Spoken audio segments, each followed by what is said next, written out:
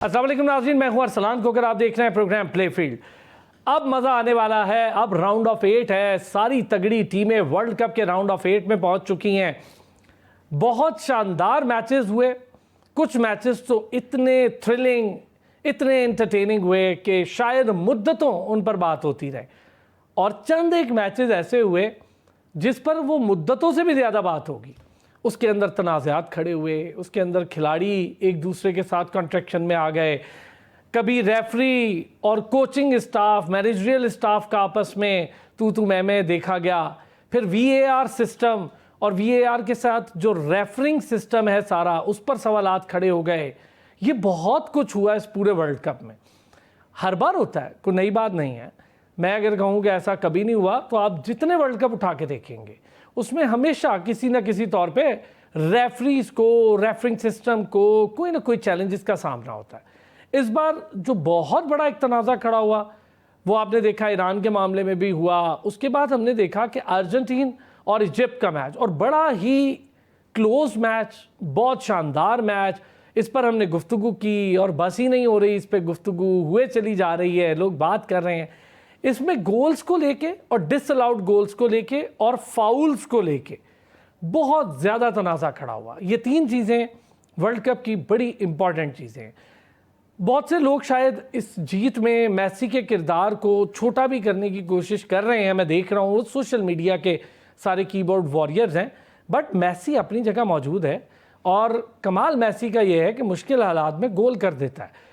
Penalties वो miss कर रहा है, नो डाउट। अब 4 पेनल्टीज़ हो गई हैं उसकी 8 में से वर्ल्ड कप में, और वो मिस करता जा रहा है। लेकिन आप ये ज़रूर देखें कि वो जहाँ पेनल्टी मिस करता है वहीं पर गोल करता है, और उसी मैच में वो सारा कुछ भुला देता है। तो बड़ा प्लेयर, और उसकी निशानी यही होती है कि प्रेशर की गेम को हैंडल करना और प्रेशर में दूसरी टीम को मज़ीद परेशान करके प्रेशर में लाना, ये कमाल होता है। अर्जेंटीन को शायद इस गेम में एक्सपीरियंस का फ़ायदा हुआ। अरसा दराज से राउंड ऑफ 8 कहें, सेमीफाइनल कहें, फाइनल कहें, खेलती चली आ रही है। इजिप्ट कमाल का खेली।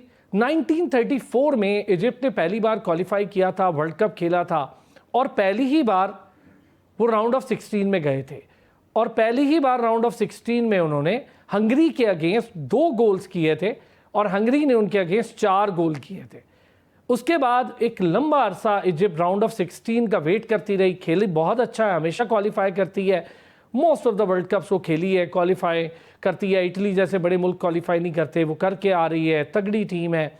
लेकिन राउंड ऑफ 16 में आने के बाद उम्मीदें बन गई थी, और ये उम्मीदें तब दम तोड़ गई जब रेफरी, कोचिंग स्टाफ, इजिप्ट, इनके अगेंस्ट एक तनाज़ा खड़ा हो गया, और वहाँ पर बैठे क्राउड ने तहम्मुल का मुजाहरा किया, बहुत अच्छा किया।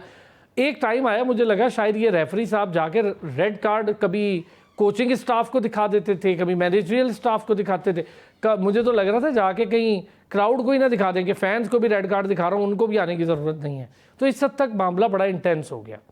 हम इन सारी चीज़ों पर बात करेंगे। अब्दुल्ला ने हमें ज्वाइन किया, बड़े शानदार हमारे फुटबॉल एक्सपर्ट हैं और स्पोर्ट्स एनालिस्ट हैं, और बड़े स्टैट्स के साथ और मैच पे बड़ी मज़ेदार इंटरेस्टिंग गुफ्तगू करते हैं। अरसलान शिराजी साहब सीनियर स्पोर्ट्स जर्नलिस्ट हैं, बहुत शानदार एनालिस्ट हैं, और आजकल इनकी मेरी मुख्तलिफ मैचेस को लेके बड़ी बहस व मुबाहिसा चल रहा है, कौन जीतेगा कौन हारेगा। ज़्यादातर इन्हीं की टीमें आगे आई जा रही हैं।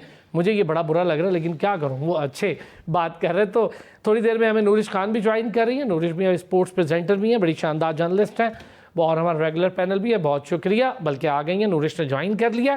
थैंक यू सो मच तमाम हज़रात का। अब्दुल्ला साहब, पहले ज़रा आपसे, उस दिन भी ये बहस हुई वसी के साथ मेरी, अब बताएं कि गोल था कि नहीं था, पेनल्टी थी कि नहीं थी, फाउल था कि नहीं था, बहुत सारे सवाल हैं। फर्स्ट ऑफ ऑल देखें, मैं कहूँगा इजिप्ट को आप बहुत उनको कंग्रेचुलेट करें कि उनकी परफॉर्मेंस बहुत अच्छी थी, excellent, specially the keeper and the right mid.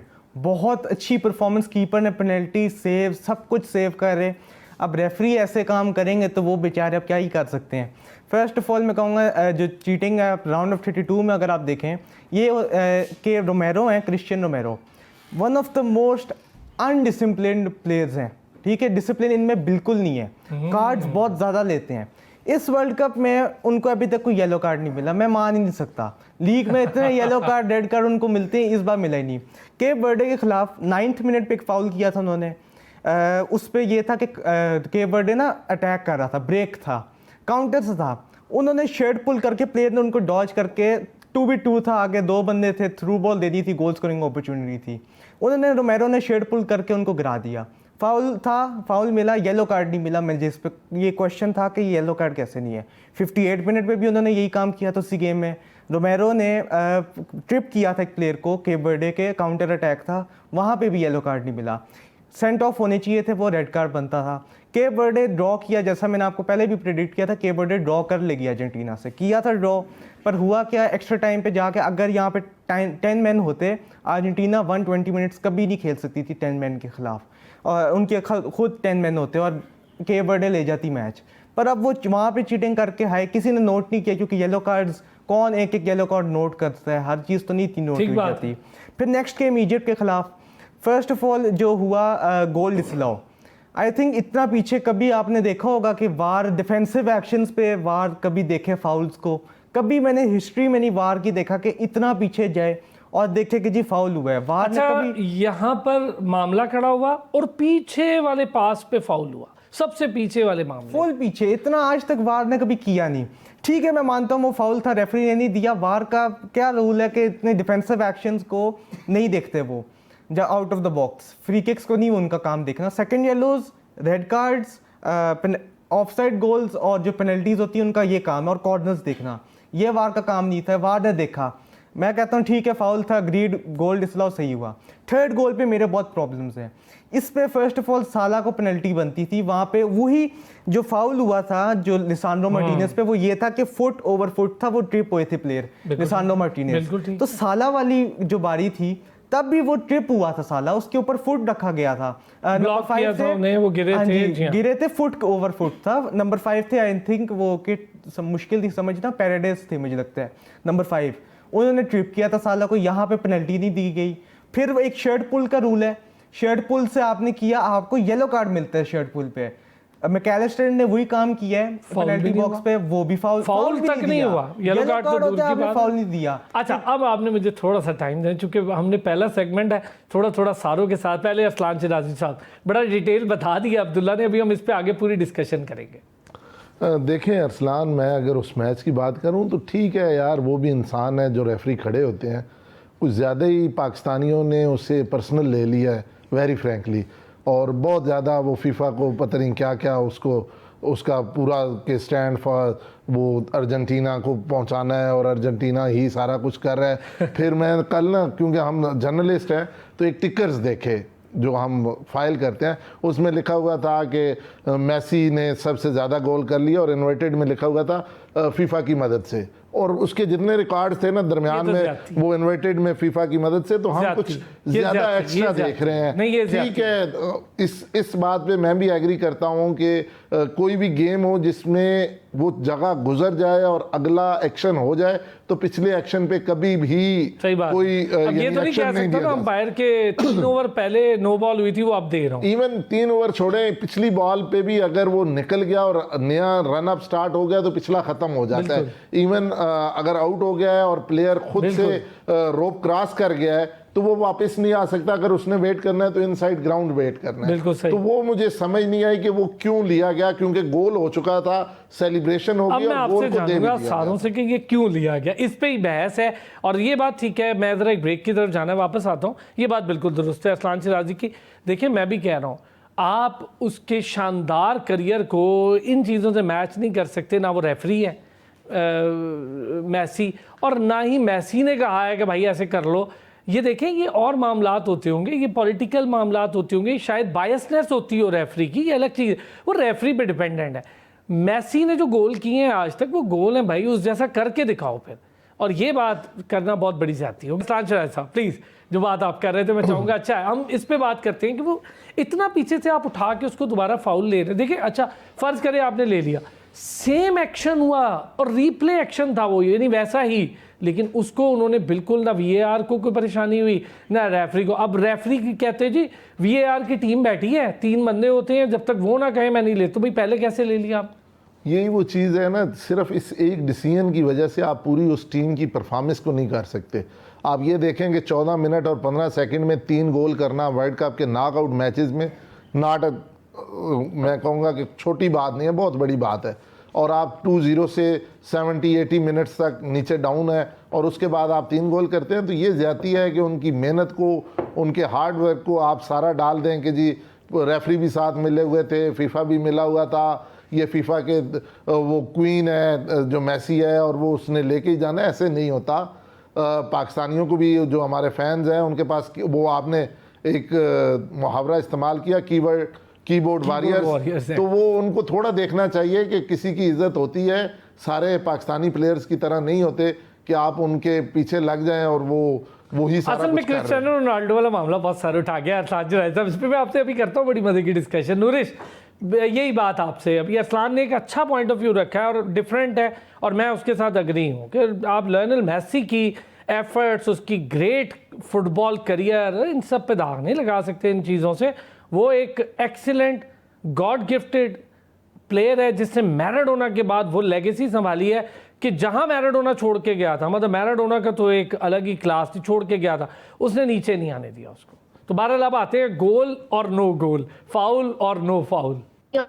Messi जो है सिर्फ एक ऐसे प्लेयर नहीं है कि उसको कंसिडर करके तो फिर अपना जो है ना गेम प्लान पूरा करते हैं और वो खेलते हैं, और इसी वजह से Lionel Messi is who he is. और लियोनेल मेसी की इस वजह से एक अनमैच्ड लेगेसी है। इस पर मैंने आपके पिछले शोज में बहुत डिटेल में डिस्कशन किया कि क्यों वो जो है ना लियोनेल मेसी का एक जो क्लास है वो अनमैच्ड है।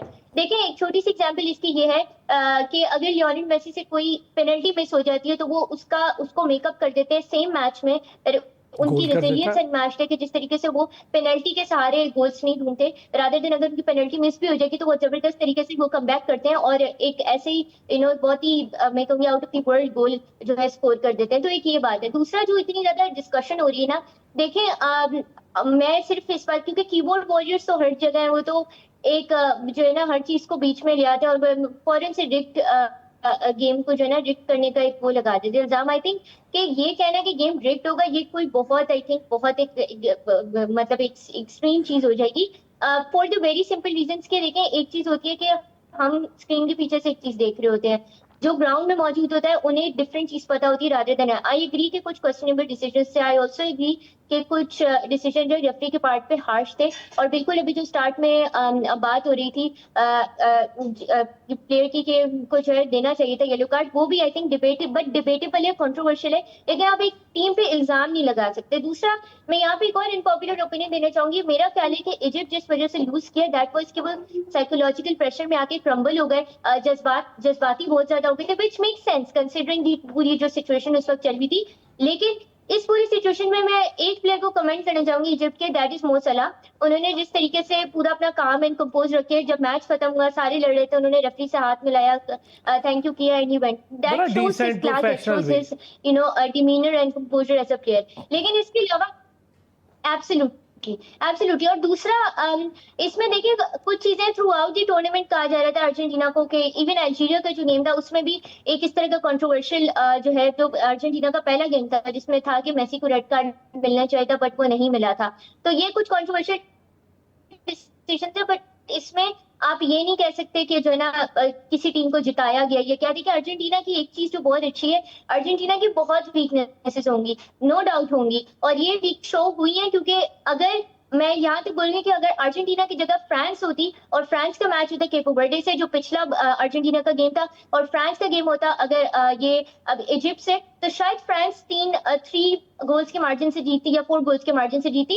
एक मैं कंपैरिजन इसलिए कर रही हूँ कि अर्जेंटीना की जो वीकनेसेस हैं वो आज नहीं तो कल बहुत बुरी तरह एक्सपोज हो जाएंगी अगर उन्होंने इस पर काम नहीं किया। विच इज कि समटाइम्स क्या होता है कि आप जब उसको ओवरडन करने की कोशिश करते हो तो that turns out to be a bone in the epiglottis for you. और अर्जेंटीना के लिए क्या चीज काम नहीं करी, विच इज के जब मैं केपो वर्डे के मैच का रेफरेंस देना चाहूंगी, जब पहला गोल स्कोर किया था तो उसके बाद उन्होंने एकदम से बहुत डिफेंसिव हो गए थे, अल्ट्रा डिफेंसिव, उन्होंने अपनी जो है डिफेंस को बहुत ज्यादा क्लोज इन कर लिया था, जिसकी वजह से the room for experimentation, the room for making mistakes was very less. और कभी कभी जब ये रूम आपके पास कम होता है ना तो आप बहुत स्टिफ हो जाते हो, आप बहुत रिजिड हो जाते हो, और ये रिजिड जब आप हो जाते हो ना इस तरीके से, तो ये होता है कि आप कोलैप्स करने का चांस ज्यादा होता है। अर्जेंटीना के साथ पूरे मैच में भी ये हुआ, इजिप्ट वाले मैच में भी उनके साथ ये हुआ, जो स्टार्ट में जो है नहीं हो पा रहा था। देन इजिप्ट जिस वजह से फेल हुई है, अगेन मैं वो बोलूंगी वो इस वजह से नहीं हुई कि रेफरी के इतने डिसीजन थे। यस, वो जो गोल डिसअलाउ हुआ था वो हार्श जरूर था इजिप्ट के पार्ट में रेफरी की तरफ से डिसीजन, बट अगेन उसको आप ये नहीं कह सकते कि वो रूल बुक से अलग था। As long as it plays by the rule book तो ये चीज होती है। क्योंकि मैं इसमें एक फाइनल बात ये ऐड करना चाहूंगी कि बहुत से लोग, मेरी उस दिन भी किसी से डिस्कशन हो रही थी इस बारे में कि यार रेफरी ने ये कर दिया, रेफरी ने वो कर दिया। What I would like to say is कि प्रॉब्लम रेफरी के अंदर नहीं होती, प्रॉब्लम ये है अगर आपको ये चीज देखनी है तो आप रूल बुक को देखो, क्योंकि रेफरी ने कोई चीज ऐसी नहीं की जो रूल बुक से बाहर हो। तो रूल्स को थोड़ा सा जो है ना कम रिजिड करने की जरूरत है, या वीआर के हिसाब से कुछ रूल्स में अमेंडमेंट कर दें। अच्छा, क्योंकि अगर कोई चीज अब rule book आते से हैं इस बाहर है पे। then- मैं then आपकी उसमें बात referee, बिल्कुल जो बिल्कुल है, आपकी अगर बात मैं कोई ऐसा समझ गया decision- नूरिश, आपकी बात समझ गया। लेकिन मैं चूंकि कल इस पे बड़ा डिटेल प्रोग्राम किया, मैंने उसी वक्त, आदत है हमारी, हमें जो नहीं पता होता हम फिर देखते हैं, मैंने उस पर पढ़ना शुरू कर दिया कि फीफा रूल बुक्स क्या कहती हैं। अच्छा, मैंने कल IFAB के जो रूल्स हैं वो सारे के सारे कल यहाँ अपने शो में भी रखे थे। एक ही तरह में अगर दो तरफ फाउल हुआ है और बहुत पीछे जाके फाउल लिया गया है, उसमें फ़र्क ये होता है कि अगर वो फाउल बहुत पीछे हुआ है और उसमें कोई डिस्ट्रैक्शन नहीं हुई है और गेम कंटिन्यूटी में एक ही टीम के पास है और वो आगे आ गई है टीम लेके, और फिर वहाँ कुछ हुआ है, तो फिर वो फाउल को ट्रेस आउट करते हैं बैक पे जाके। अच्छा, ये बिल्कुल एक नई चीज़ थी हम सबके लिए, हमें भी नहीं पता था। सेम फॉर स्पेन हुआ, इजिप्ट हुआ, बहुत पीछे फाउल हुआ, इजिप्ट बॉल लेके आगे आई और वहाँ पे जो कुछ हुआ वो सबने देखा, बट एक में ट्रेस किया और दूसरे में उसको रिव्यू तक नहीं किया। मुझे यहाँ पे एक ही रूल बुक में दो अलग अलग डेफिनेशंस मौजूद नहीं है। एक डेफिनेशन है या तो होती तो मैं समझ जाता, बट ये एक डेफिनेशन मौजूद है और दो टीमों के लिए दो अलग कैटेगरीज या दो अलग डिसीजन आए। जी अब्दुल्ला, यही मैं बात कह रहा हूँ कि देखें, वो आपकी बातें सबकी ठीक हैं कि वो डिसअलाउ होना चाहिए था, पर एक रूल को आप चेंज क्यों कर रहे हैं, मेरा ये क्वेश्चन वो है। रूल ही नहीं है। रूल ही ऐसा है आपने बनाया है कि प्लेयर की शर्ट पुल है, फाउल है, गारंटीड फाउल है, शर्ट पुल पे फाउल है, येलो कार्ड बनता है। फाउल नहीं दिया क्यों? क्योंकि आपका क्या था कि पहले आपने फाउल दिए, अब आप नहीं दे रहे क्योंकि जी आपने यही प्रॉब्लम है ना अब्दुल्ला, है। बायसनेस यही आई। ये बायसनेस है। देखें, रूल बुक तो ठीक है आपकी, जो भी हुआ कि रेफरी ने जो भी किया ठीक है, उनकी अपनी मिस्टेक होती है और नॉर्मल होता है। अरसलान खुश नहीं है, रेफरी के साथ है आज। रेफरी भी इंसान है, उससे गलती हो सकती है, लेकिन आप अरसलान, मेरा ये मानना है, एक टीम की इतनी मेहनत, नहीं, आप नहीं, जब उसके दूसरा ऊपर बात ही हो यानी रही। एक गोल तो उनका डिसअलाउड हो गया, फिर भी 2-0 से जब इजिप्ट लीड कर रहा था तो मैं देख रहा था मेसी बड़ा कूल होके चल रहा था। मुझे तो उस प्लेयर पे का दुख हो रहा है कि जो इतना कूल माइंडेड होके और फिर उसने कम बैक किया और 3-2 से वो गेम जीता। उसके बाद उसे ये देखने को मिलेगा कि जी वो रेफरी साथ मिले हुए थे, सर, फीफा इशू मिला पता हुआ क्या है था। अरसलान, अब मैं एक उन्होंने मिसाल, उठा के- एक छोटी सी भाइयों वाली बात। देखें, ये सेम सब कुछ, रेफरी अगर इंसान होता है तो डेरिल हेयर के मामले में हम सब ने देखा था क्रिकेट में, तब वहाँ भी वो इंसान ही था, लेकिन चूंकि वो बायस था। यहाँ पे मेरा जो सवाल है ना वो ये कि एक ही तरह के दो फाउल्स में से एक को फाउल मान लिया है और एक को नहीं। जी अब्दुल्ला, जल्दी से। तो यहाँ पे मैं यही वो बात कह रहा हूँ कि देखें, फाउल वो एक बात, VAR किस काम के लिए आपने रखा है? VAR इसलिए ना कि पीछे कोई चीज हो रही है तो आप चेक Exactly. करेंगे। VAR तो रेफरी, वो पूरी डिवाइस है आपके पास, रेफरी ने नहीं देखा। 100% एग्रीड, आपने जो बात की रेफरी ने नहीं देखा। वार का काम पाकिस्तान है। ने उस बॉल को समझा के भेजा हुआ है, भाई सारा कुछ हमने बताया है, ऐसे ऐसे करोगी तो तुमसे चीखना है। तो अच्छा, एक ब्रेक लेते हैं, ब्रेक से आते हैं। अब चूंकि इस पर इतनी बात हो रही है, अब मैं जो टॉप 8 सुपर 8 की टीम्स है उनसे बात करूंगा, उनके हवाले से। हमारी जो ऑफ द रिकॉर्ड मैच शुरू होगी इस मैच को, ये लगता है मैच अब बड़े सालों हम इस पर बात करेंगे। अब आएंगे जी, चूंकि इस पर तो बड़ी बात हो ही गई है, क्या था क्या नहीं, तीनों ने अपना अपना व्यू सामने रख दिया। अरसान सिराज साहब, टॉप 8 टीमें आपके सामने हैं, कितनी आई आपकी टीमें जो आप समझते थे? रिजवान भाई की कितनी टीम्स आ गई जो वो समझते थे? और पहला ही मैच, ओ हो, फ्रांस और मोरक्को, मज़ा आ जाएगा। मुझे लगता है मैच बिल्कुल वन साइडेड नहीं होने वाला। देखें, रिजवान भाई तो 100/100 गए हैं और हम 8 में से 6 लेके आगे गए हैं। वाह, तो अभी आगे देखते हैं, आज हम दोबारा से अपनी फाइनल 4 देंगे, रिजवान भाई भी देंगे और बाकी भी देंगे, तो देखेंगे क्या बनता है उसका। अब आए सर मोरक्को फ्रांस। यार देखो, बहुत अच्छा मैच होने वाला है, लेकिन मेरे ख्याल में फ्रांस जीत जाएगा। और अगर मोरक्को ये मैच जीत जाता है तो फिर मेसी को कोई नहीं रोक सकता कि वो ट्रॉफी उठा जाए। अगर फ्रांस जीत गया तो मुश्किल होगी अर्जेंटीना के लिए। मैं कह रहा हूँ कि फ्रांस जीत गया तो फिर फाइनल 4 में उनका वही हाँ। वाह वाह। अच्छा जी, अब आए नूरिश, ये जो पहले हम एक एक करके मैचेस पे बात करते हैं ना जी, अब फ्रांस और मोरक्को क्या देख रही हैं?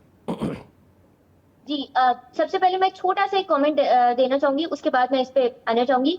एक मैं बस फाइनल बात ही करना चाहूंगी कि उस मैच में, अर्जेंटीना और इजिप्ट वाले मैच में, रेफरी को चाहिए था कि अगर उन्होंने डिसाइड किया था कि बहुत हमें हार्श रहना है या बहुत स्ट्रिक्ट रहना है या strictly with the rule book चलना है, तो उसी स्टांस के साथ रहना चाहिए था। ये नहीं कि आप मिड मैच जो है वो अपना स्टांस चेंज कर दो, कि वो डिसाइड ही नहीं कर पा रहे थे कि कब मैंने लीनियंट होना है, कब मैंने स्ट्रिक्ट होना है। तो आई थिंक ये भी एक इशू था जो हुआ। तो रेफरी को अपने स्टांस हर मैच में, सिर्फ उस दिन के लिए नहीं, अपना स्टांस के साथ जो है ना बहुत एक रिजिड होना चाहिए कि rather he is going to be very strict और he is going to be very lenient. ये Done हो बात। गया। अच्छा, दूसरा फ्रांस मोरक्को का, आई थिंक कि इट्स गोइंग टू बी मुझे अच्छा मैच लग रहा है। और इसमें आई डोंट नो कि if people know about this और नॉट, लेकिन किलियन एम्बापे और पैराग्वे की सेनेटर की बहुत ज्यादा आजकल एक डिस्कशन भी चल रही है कि जिसमें बड़ी रेसिस्ट रिमार्क्स पैराग्वे की सेनेटर ने एम्बापे के लिए लिए, जिसमें यूनाइटेड नेशंस भी बीच में आ गया है। उन्होंने भी एंटी रेसिज्म का पूरा स्टार्ट कर दिया है, तो वो भी एक फैक्टर होगा फ्रांस के साथ। और आज ही मैं सुबह देख रही थी इजिप्ट वाले डिडियर मामले पर डिशाम्स भी ने हुआ है, उनके जो कोच ने निशान बनाया था वो फीफा अलाउड निशान है। फीफा ने कहा था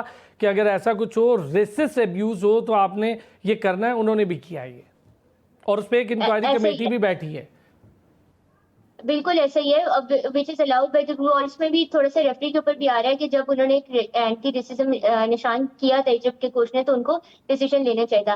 फ्रांस का I still think France is gonna win this one, क्योंकि फ्रांस एक ऐसी टीम है जो, ऑल्दो पिछला मैच जो उनका हुआ था उसमें फ्रांस जो पैराग्वे के अगेंस्ट हुआ था, जो कि बहुत ज्यादा उसमें फिजिकल जो है ना वो भी हुए थे, काफी ज्यादा डिस्कशन हुई थी, इंटेंस गेम था। उसमें आई थिंक जो वीकनेसेस फ्रांस की थी, क्योंकि वैसा नहीं, फ्रेंच स्टाइल में नहीं जीत पाई थी वो फ्रांस की टीम। क्लोज गेम था, पेनल्टी पे जो है ना वो किलियन एम्बापे ने गोल किया था, उसी से जीती। तो आई थिंक वो जो वीकनेसेस है वो यहाँ ये लोग कवर करने की कोशिश करेंगे, क्योंकि knowing the French team, I think एक बड़ी रेजिलियंट टीम है। पर all in all I think it's gonna be one good contest, क्योंकि इमोशंस फ्रेंच टीम की तरफ से भी आए हैं, मोरक्को की तरफ से भी आई है। But the only thing is कि किस तरह से कन्वर्ट इनको करते हैं। Right from the first second England और मेक्सिको वाली स्ट्रैटेजी इनको अपनानी होगी कि फर्स्ट सेकंड से अटैक स्टार्ट कर दें, और किस तरीके से ये लोग अपना जो है ना, स्पेशली मैं ये कहूंगी दोनों टीम्स की डिफेंस का जो है ना गेम होगा आज। सही बात है। अच्छा, दो ही मैच मुझे इसमें बहुत मजे के लग रहे हैं, एक फ्रांस मोरक्को, एक इंग्लैंड नॉर्वे। अच्छा, ये ऐसी टीमें थी, इंग्लैंड नॉर्वे दोनों मुझे इस वक्त बहुत पसंद आ रही थी। एर्लिंग हॉलैंड वहाँ पर हैं, हैरी केन वहाँ पर हैं, तो हमें मज़ा आ रहा था। अब ये इनमें से एक ही आगे जाएगी, और वो अब देखेंगे कि बड़े टफ मैचेज। अब आते हैं जी अब्दुल्ला साहब, फ्रांस और मोरक्को। फ्रांस मोरक्को, फ्रांस ले जाएगी मैच। मुझे लगता है एक्स्ट्रा टाइम के करीब जा सकते हैं, 1-2 गोल से ही फ्रांस जीतेगी। पर इस पे मैं कहूँगा कि फ्रांस के पास जो डिफेंस है ना, मोरक्को के पास भी एक बहुत अच्छे डिफेंडर हैं जो मुझे बहुत पर्सनली पसंद है, डिफेंडर और CDM। चैडी रिएट क्रिस्टल पैलेस के सेंटर बैक हैं, यंग हैं, बहुत अच्छे हैं। और अयूब बुआडी, ये एक ऐसे मिडफील्डर हैं जो अभी तक शॉक करें वर्ल्ड कप में सब मिडफील्ड्स को। ये एक बैटल होने वाली है। अशरफ हकीमी वो भी बहुत अच्छा खेल रहे हैं, बहुत अच्छा खेला। पेनल्टी मिस हो गई उससे, बट वो तो मैसी से भी हो गई, लेकिन गेम वाइज वो बहुत तगड़ा है। वो अटैक में बहुत अच्छा आ जाते हैं, ट्रैक बैक बहुत अच्छा करते हैं, पेस अपनी इस्तेमाल करते हैं, साथ साथ उनका स्टेमिना भी बहुत अच्छा है। एक जो ये PSG के प्लेयर ना, स्पेशली इनका मैं कहूँगा, इन्होंने जो लीग में इनकी आप देखें ना, लीग में इनके जो स्टार्टर्स थे बेंच रहे हैं, और जब चैंपियंस लीग आई तो इन्होंने अपने स्टार्टर्स को खिलाया। डेम्बेले, डुए, बारकोला, हकीमी, ये सारे ऐसे प्लेयर हैं जिनके बहुत कम मिनट्स हैं। आपको एक एग्जांपल देता हूँ। एक डेम्बेले, चैंपियंस लीग फाइनल से पहले ये डिबेट थी, उस्मान डेम्बेले ने लीग मिनट्स खेले थे 1000 के करीब, 1500। मिकेल मेरिनो जो थे जनवरी में इंजर हो गए थे और मई में वापस आए, एक मैच खेला था उन्होंने बस। उनके ज़्यादा मिनट्स थे डेम्बेले से लीग मिनट्स, दोनों की अपनी अपनी लीग्स में। इतना मतलब लीग 1 पे बहुत कामली PSG ने लेके गए हैं। इस वजह से आई थिंक फ्रांस के पास जो अपर हैंड है यही है कि PSG के प्लेयर्स उनके पास सारे हैं। Desire Doue, Bradley Barcola, Ousmane Dembele, ये 3 उनके पास ये PSG के प्लेयर्स हैं। लीग 1 कोई फोकस नहीं करता, जिस वजह से PSG के पास आई थिंक अपर हैंड है यहाँ पे। और डिफेंस में भी सलीबा और उपमकानो की बहुत अच्छी पार्टनरशिप है यहाँ पे। तो आप समझते हैं फ्रांस थोड़ा अपर हैंड रखता है, 3-1 जैसे स्कोर से जा सकती है। अच्छा, इतना ज्यादा एक्सपेक्ट 3-1 कोई 2-0, 2-1 इस तरह के स्कोर से। अच्छा, यानी आपको लग रहा है कि ये फ्रांस कमांडिंग गेम खेलेगा, डोमिनेट करेगा? आप कुछ कहना चाहते हैं असलान? मैं बस यही कहना चाहता हूँ कि इतनी भी कमांडिंग गेम नहीं होगी कि 3-0 हो जाए। 1-0, 2-1 यहाँ पे मेरे ख्याल में हो जाएगा फैसला और फ्रांस जीतेगा, मुझे भी यही लग रहा है। अब आते हैं ज़रा एक मैच स्पेन और बेल्जियम।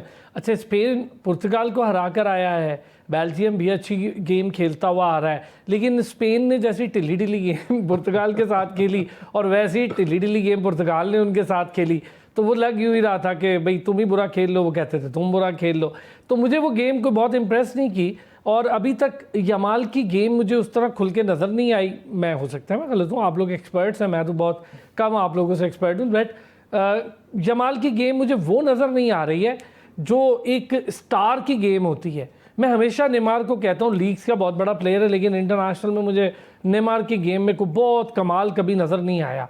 और एक पेनल्टी करके वो जितना खुश था तो वही मैच वो हार भी गए। तो ज़रा इसके ऊपर अरसलान शहजाद साहब। यार मैं सिंपल में ना आपकी मुश्किल आसान कर देता हूँ, मैं अपनी 4 बता देता हूँ, बताएं ना, यही तो पूछ रहा हूँ। पहले में मैंने कहा है फ्रांस, ठीक, नॉर्वे, स्पेन और अर्जेंटीना, मेरी ये 4 हैं। France, Norway, Spain, Argentina, England बाहर निकाली, बेल्जियम बाहर निकाली, मोरक्को बाहर निकाली, स्विट्जरलैंड बाहर निकाली। स्विट्जरलैंड तो पता नहीं पहुंच कैसे गई है, मुझे तो ये नहीं समझ आया। वो ऐसे ही जैसे स्पेन आई है, मुझे तो वाकई इन दो की समझ नहीं आ रही।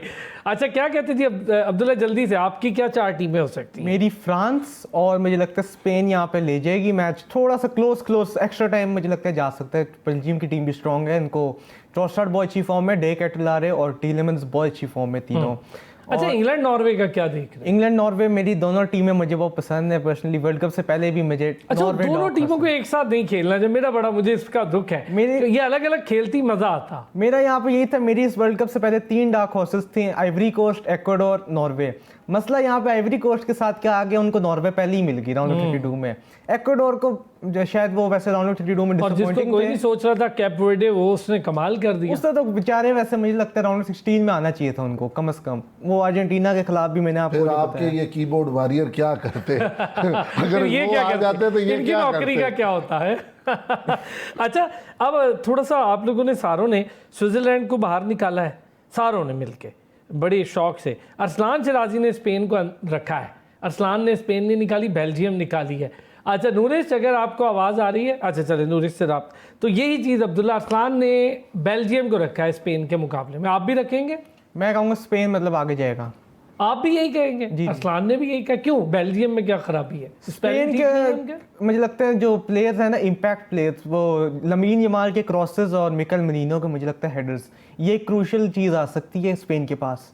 जो मुझे लगता है बेल्जियम के पास जो प्रॉब्लम यहाँ पे ये आता है कि केविन डी ब्रुयने अगर खिलाया, जैसे लास्ट गेम उनको ड्रॉप किया था, वो एजिंग प्लेयर से हो गए हैं, वो अपनी कैपेसिटी पे नहीं खेल सकते। और स्पेन अगर अपनी बेस्ट लाइनअप खिलाए, मुझे लगता है स्पेन वर्ल्ड कप जीतने वाली टीम है, पर वो खिला नहीं रहे पोटेंशियल पे। अरसलान, इसमें एक चीज़ मैं और कहूँगा जो पिछले शो में भी मैंने कही थी, यहाँ पे एक्सपीरियंस बहुत मैटर करता है। अगर आप जिस मैच पे हम रेफरी पे जा रहे हैं उसमें आप एक्सपीरियंस की बात करें ना, तो वो एक्सपीरियंस था जो अर्जेंटीना आखिर तक 80 मिनट तक बिल्कुल कूल कॉम रहा, और अगले 14 मिनट में उसने 3-2 से लीड करना शुरू कर दिया। आपने अच्छा बात की, चूंकि वक्त कम है, मैं अब्दुल्ला ये अरसलान वाली, मैंने अपने इंट्रो में भी ये कहा कि एक्सपीरियंस मैटर करता है और वो उनको एक्सपीरियंस ने बहुत फायदा। यहाँ पर एक चीज़ थी इजिप्ट की, उनके पास जहाँ मौका मिला 10 मिनट का, वो 10 मिनट बहुत होते हैं, उन्होंने वो सारा लड़ाई में ज़ाया किया। अगर वो थोड़ी सी एफर्ट करते तो गोल कर सकते थे जल्दी से।